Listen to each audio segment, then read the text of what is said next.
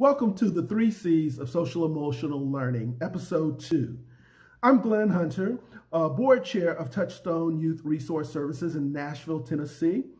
Touchstone is a nonprofit organization based out of Nashville where we bring local communities social emotional learning programming that equip local youth with emotional tools to manage harsh and destructive situations. The result is to contribute to building stronger, more vibrant and functional communities that feature respect and personal development where they live. We also have our subject matter expert, Shor Denny, CEO of Community Now in the Inland Empire of Southern California. Shor? Hi. Community Now is a social and emotional learning organization, and we teach a great program called the Get Plugged In program to students 3rd through 8th grade. And our goal is to give social emotional learning skills to all youth. So to get us started, Shor, one of the things you've pointed out to us as one of the interesting, I think, more colorful tie-ins to social emotional learning and some of the challenges that our youth have is today's topic. Mama's doing what she told us not to do. Oof. What's going on in that? Unpack that a little bit for us. Well, I mean, I don't know what kind of household you grew up in, but my mother told me, do what I say, not what I do. So I think that's kind of a traditional or generational thing where maybe we don't even think about it. Our parents did it, so we do it. And, you know, there are some risk factors that go with that, but and I don't think it's really accepted anymore. But for, you know, generations past, I think it was good enough for them to just tell you and then, you know, run off and do it anyway. Now, from a healing perspective, you know, I think it is something that we're still seeing among our young people where they're getting one set of directions and then they're being they're being shown a totally different set of choices. So you have parents who aren't doing what they say with the expectation that you will do what I say, not what I do. So one of the terms you shared with me was traditional or generational conditioning. How does that fold in to the topic of having children get this cross message? Well, some of us are going to accept it. We're just going to say it's just part of life. It's just part of how life is, or how my family is, or how you know, church is, or because face it, a lot of us say things and do the exact opposite of what we say. So for a youth, it's important for them to understand what they feel is right, what is right and wrong, and then to look at their parents and to understand that, okay, if she said this is wrong, but yet she goes and do it, I still know it's wrong. And kind of breaking that generational or traditional acceptance of that thing being. You see it a lot. You know, they say don't drink, but then they drink, or, you know, don't smoke, but then they're smoking. And so also you have to look at the parents are using coping skills. Smoking is a coping skill. There are a lot of things that they're doing that they know is bad, and they don't want their youth to do it. But so they're saying, don't do it because it's not good for you. I know that, but I'm still doing it. Okay. You know, I once heard someone in my social circle respond to that interaction in such a way. She said, you know, I can't hear your words because your actions are too loud. Yes. And I think that our youth is really subject to that. So how do you demonstrate to them, give them the actions that they should be taking instead of just relying on the parent, on mama, to give them the words? Our program focuses only on the child. There are a lot of programs out there that do parent trainings, and you have to have the whole family there for that program to work. We focus specifically on the child because we understand that they have brains, and that they have been taught by their parents, right or wrong. Even if the parents are doing what's wrong, the kids know what's wrong. They still have the distinction of right and wrong. So what we do is we show them that they have the power of choice. No matter what their parents are doing, no matter if she's telling you one thing and doing another, the child still has an opportunity to use their own brains and their own devices, through programming that we would do, such as again, I would have to go to "It's my destiny, I choose," because just because your parents say something or they're doing something, you still have the choice of doing it or not, even if they're doing it or not. Now, the issue comes into where you become rebellious because what they're doing, what they're saying and what they're doing are different. And then you have the kids that are totally lose respect, right, for the parents. And in that case, the children are looking at even betrayal. They feel betrayed that you were doing something you've told me, you know, not to do. So the fear there is that they go out looking for others to give them the truth. You know, it's funny you mentioned that lack of respect. One of the challenges we've run into in Nashville has been instances where the youth has lost respect for the parent. And a lot of it comes back to moral choices, in addition to the hypocrisy. You know, I'm going to do this because I'm grown. Therefore, you're going to do that because I want you to be better than me. What's the conflict that you see with our young people when they encounter that particular argument?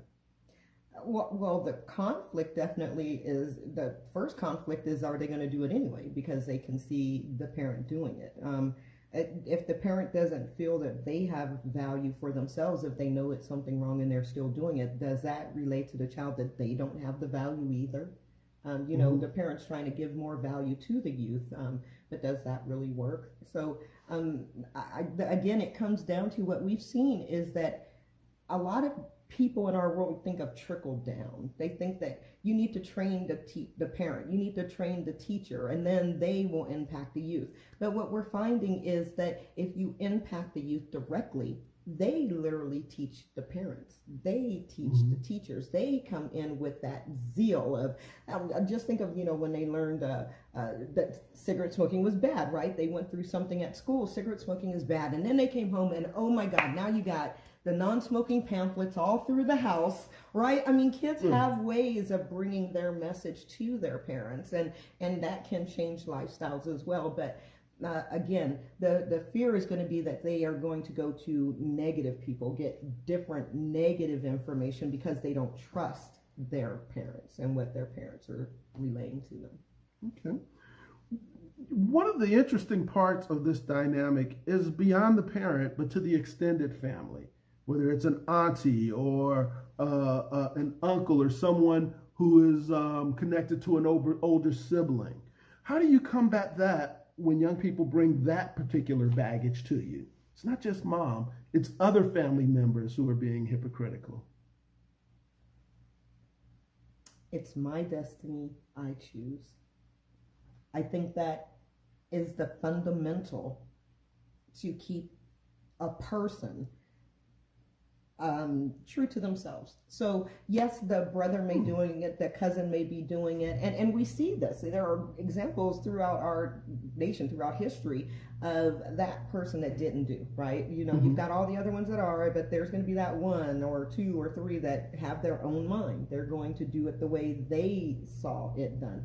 So if you can provide programming and create a community within that program where positivity is what is mainstream, where the peer pressure is not, oh, go steal that pen, but the peer pressure is, how can I be kinder than you? You know, when you change those dynamics within the social group of the youth, then they, again, are making their own choices, and they're able to make more valuable, more positive choices because programs like ours and social emotional learning programs are in the school to show them and guide them. You mentioned the fact that the social emotional programming that you delivered also happens in the school building. How do you leverage the authority of the school building and that institution when you're putting those skills into the young people? Well, we integrate with the schools. We work very closely with our teachers, our principals, our administrators. We make sure that we have the same type of philosophy that the school has, that their atmosphere. We literally go in and kind of change admin too, the administrative office, into understanding and seeing the value of kindness, seeing the value of understanding what our youth are going through right now. This is an alarming time. The one thing that we're talking about is, why is SEL so important? It is so important because our children are killing themselves because they are not able to emotionally deal with what is going on in their worlds. This is why social emotional learning is important, because bullying is rampant. And if you can bring positivity and show people the value of each other, then you reduce these things and we have a better quality of life. Our children have easier choices to make as far as the right and wrong. Peer pressure, again, is reversed to the positivity in life and in their worlds. They are seeing more, you focus more on positive than you do negative. We all have negative, but how do you move forward with that?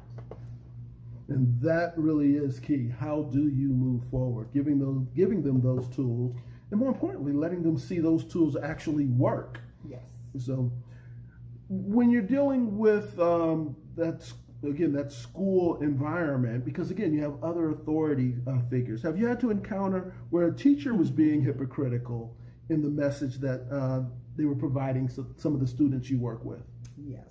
You know, some of the teachers they have their own mental health issues, is what I'm going to say. Not like they have disorders. I'm going to say there's a lot of stressors in life. There's a lot of things that are on people's minds, and perhaps they're not as able to give, not able to give the information that the child needs at that time, because they have their own baggage, right? They're not, they have a shorter fuse because they have their own things. So we try to work with our schools with that. But we had one example is we had a noon duty. We were doing a school-wide event. Our students run those events. So our students were putting up their stuff and they were putting everything out. And the noon duty came up and very meanly just said, "You can't be here," you know, and just started pushing our students around. Well, of course, we had permission to do what we did through administration. But the people within the school were not privy to that information and were very rude to us and our students. So what we did was we were nice, right? We didn't get attitudes and get mean and cuss the noon duty out, or you know, we said, okay, if you're, you know, well, thank you. And we moved to a different area, because it's not always that I'm right. It's about how do we just get this done and everybody be happy, you know. So it's about compromise. It's about making sure that our youth see that, yeah, people can say mean things to you, but it doesn't mean you have to react, especially not in a negative way. And just hopefully being that role model and giving them, again, the skills. Okay.